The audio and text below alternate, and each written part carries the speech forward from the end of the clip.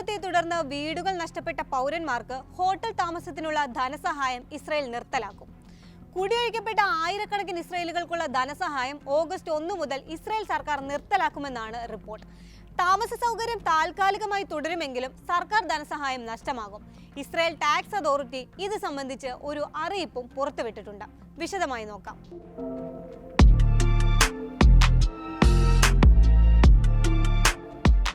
അടിയന്തര സാഹചര്യത്തിൽ താൽക്കാലികവും സുരക്ഷിതവുമായ താമസ സൗകര്യം ഉറപ്പാക്കാൻ വേണ്ടിയാണ് ഹോട്ടൽ താമസം ക്രമീകരിച്ചത്. ഇപ്പോൾ സ്ഥിതിഗതികൾ സാധാരണ നിലയിലേക്ക് മാറിയതിനാൽ കോമ്പൻസേഷൻ ഫണ്ടും പ്രാദേശിക അതോറിറ്റികളും പൗരന്മാരെ സാധാരണ ജീവിതത്തിലേക്കും സമൂഹത്തിലേക്കും തിരികെ കൊണ്ടുവരാനുള്ള പ്രവർത്തനങ്ങൾ നടത്തുകയാണ് എന്നാണ് പ്രസ്താവന. ടെല്ലവീവിലും റെഫോവോട്ടിലുമുള്ള 2 ഹോട്ടലുകളിലായി ഏകദേശം 350 കുടുംബങ്ങൾ നിലവിൽ താമസിക്കുന്നുണ്ട്. ഏറ്റവും കൂടുതൽ മിസൈൽ ആക്രമണം ഉണ്ടായത് ടെല്ലവീവിലാണ്. ഇവിടെ 1196 ആളുകളെ നഗരങ്ങളിലെ 13 ഹോട്ടലുകളിലേക്ക് മാറ്റിപ്പാർപ്പിച്ചിരുന്നു. വസ്ത്രം, മരുന്ന് തുടങ്ങിയ അടിസ്ഥാന ആവശ്യങ്ങൾ ഇവർക്ക് മുനിസിപ്പൽ ജീവനക്കാരും സോഷ്യൽ വർക്കർമാരും വഴി എത്തിച്ചു കൊടുക്കുകയായിരുന്നു. പെറ്റാറ്റുക്ക, ഹെൻസ്ലിയ, റാനന എന്നിവിടങ്ങളിലെ 9 ഹോട്ടലുകളിലായി 400 കുടുംബങ്ങൾ താമസിക്കുന്നുണ്ട്. പെറ്റാറ്റുക്കയിൽ 23 നിലകളുള്ള 4 ടവർ ബ്ലോക്കുകളിലൊന്നിൽ ഇറാൻ മിസൈൽ പതിച്ച് 4 പേർ കൊല്ലപ്പെട്ടിരുന്നു. ഇതിൽ 3 ടവറുകൾ ഏതാനും ആഴ്ചകൾക്കുള്ളിൽ താമസയോഗ്യമാകുമെന്ന് നഗര വക്താവ് അറിയിച്ചിട്ടുണ്ട്. ഇതിനിടെയാണ് ഹോട്ടലുകളിൽ താമസിക്കുന്നവർക്കുള്ള സഹായങ്ങൾ നിർത്താനുള്ള സർക്കാരിന്റെ നീക്കം. ഓഗസ്റ്റ് 1 മുൻപ് വീടുകൾ നന്നാക്കാനോ മറ്റൊരു താമസ സൗകര്യം കണ്ടെത്താനോ കഴിയാത്തവർക്കും മെഡിക്കൽ ആവശ്യങ്ങളോ സങ്കീർണമായ കുടുംബ സാഹചര്യങ്ങളോ ഉള്ളവർക്കും സർക്കാർ ഏജൻസികൾ ബദൽ പരിഹാരങ്ങൾ കണ്ടെത്താൻ സഹായിക്കും. ആവശ്യമെങ്കിൽ ഹോട്ടൽ താമസം കുറച്ചുകൂടി നീട്ടി നൽകുമെന്നും അതോറിറ്റി അറിയിച്ചിട്ടുണ്ട്. ജൂൺ 13 ഇറാന്റെ ആണവ പദ്ധതി ലക്ഷ്യമിട്ട് നടത്തിയ ആക്രമണത്തെ തുടർന്നുണ്ടായ 12 ദിവസത്തെ യുദ്ധത്തിനിടെ ഇറാൻ ഇസ്രായേലിന് നേരെ 100 കണക്കിന് ബാലിസ്റ്റിക് മിസൈലുകളാണ് തൊടുത്തത്.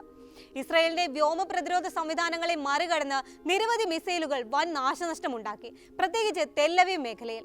ആയിരക്കണക്കിന് ഇസ്രായേലുകളെ രാജ്യത്തുടനീളമുള്ള 92 ഹോട്ടലുകളിലേക്ക് മാറ്റിപ്പാർപ്പിച്ചിരുന്നു. ഏകദേശം 15,000 ഇസ്രായേലികളെ ഒഴിപ്പിച്ചതായാണ് പുറത്തുവന്ന റിപ്പോർട്ട്. അത്യാവശ്യ സാധനങ്ങൾ പോലും എടുക്കാൻ കഴിയാതെ വീട് വിട്ട് ഓടുകയായിരുന്നു ആളുകൾ.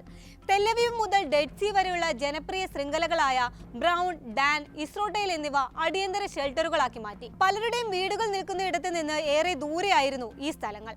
എപ്പോഴെങ്കിലും തിരിച്ചു വരുമോ എന്ന് പോലും അറിയാതെയാണ് വീടൊഴിഞ്ഞു പോയതെന്ന് ഹൊളോണിൽ നിന്നും കുടിയിറക്കപ്പെട്ട നാസി മഹറോണി എന്നയാൾ പറയുന്നു. ഹോട്ടലിലെ താമസം താൽക്കാലിക ആശ്വാസം നൽകിയിരുന്നെങ്കിലും അതൊരിക്കലും സ്ഥിരമാക്കാൻ ഉദ്ദേശിച്ചിരുന്നില്ല എന്നും അയാൾ പറയുന്നുണ്ട്.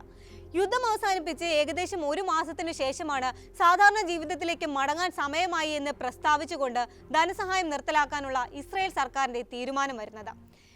വീടുകൾ വാസയോഗ്യമല്ലാത്തവർ അല്ലെങ്കിൽ മെഡിക്കൽ പ്രശ്നങ്ങളോ വൈകല്യങ്ങളോ നേരിടുന്നവർ എന്നിവർക്ക് ഇളവുകൾ ലഭിക്കും. വർദ്ധിച്ചു വരുന്ന സാമ്പത്തിക ബുദ്ധിമുട്ടുകൾക്കിടയിലാണ് സർക്കാരിന്റെ തീരുമാനം എന്നാണ് വിവരം.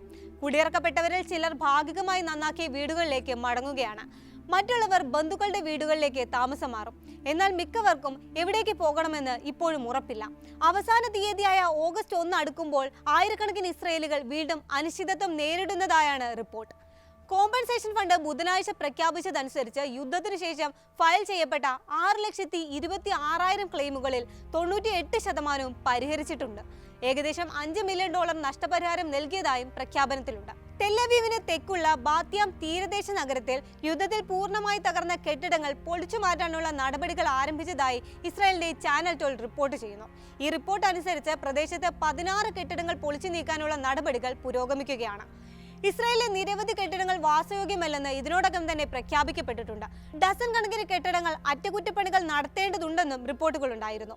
യുദ്ധത്തിൽ നിന്നുള്ള പ്രതിരോധ അടിയന്തര ചെലവുകൾ $12 ബില്യൺ കൂടുതലാകുമെന്നാണ് കണക്ക്.